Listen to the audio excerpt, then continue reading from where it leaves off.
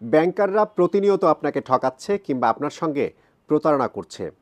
সেটি হতে পারে ব্যাংকের হিসাব খোলা থেকে শুরু করে টাকা জমা নেওয়া, টাকা উত্তোলন কিংবা ডিপিএসের টাকা জমা দেওয়া বা ম্যাচিউরড হওয়ার পর সেই টাকা উত্তোলনের সময় বিভিন্নভাবে আপনাকে প্রতারণার আশ্রয় নিচ্ছে বিভিন্ন বাণিজ্যিক ব্যাংক।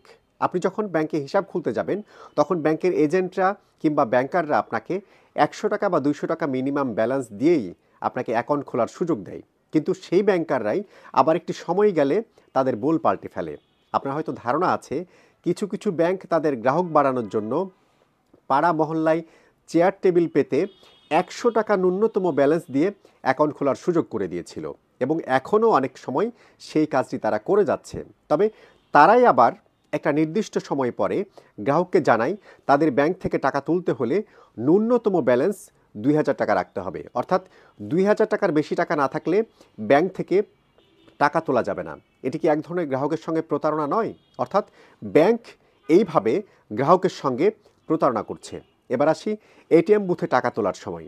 আপনি জরুরি প্রয়োজনের জন্যই হয়তো এটিএম বুথে যখন তখন 24/7 টাকা তোলার জন্যই এটিএম বুথের এটিএম কার্ড নিয়েছেন এবং সেটির জন্য আপনি একটি নির্দিষ্ট পরিমাণ চার্জও ব্যাংকে দিয়ে থাকেন। কিন্তু আপনি বেশিরভাগ ব্যাংকের এটিএম বুথে যখন আপনি আপনার জরুরি প্রয়োজনে যান, দেখবেন অনেক ক্ষেত্রেই সেই সময় থাকে আউট অফ সার্ভিস, অর্থাৎ সেই এটিএম বুথ থেকে আপনি টাকা তুলতে পারেন না। অর্থাৎ এটি কিন্তু এক ধরনের সেবার বৈষম্য বা সেবার নিম্নমান।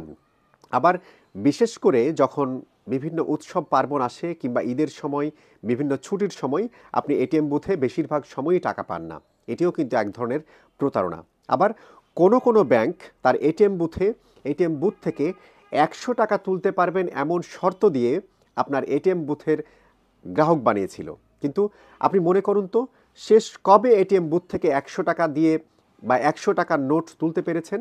অর্থাৎ গ্রাহককে এই শর্ত দিয়ে যে এটিএম বুথের প্রতি আপনাকে উদ্বুদ্ধ করেছিল সেই শর্ত থেকেও তারা সরে গেছে। অর্থাৎ এর মাধ্যমে আপনার সঙ্গে গ্রাহকের সঙ্গে প্রতারণা করছে বিভিন্ন ব্যাংক। আমি এই প্রতারণার ছোট ছোট গল্পগুলো ধীরে ধীরে তুলে ধরার চেষ্টা করব। আজ এ পর্যন্তই। ভালো থাকবেন।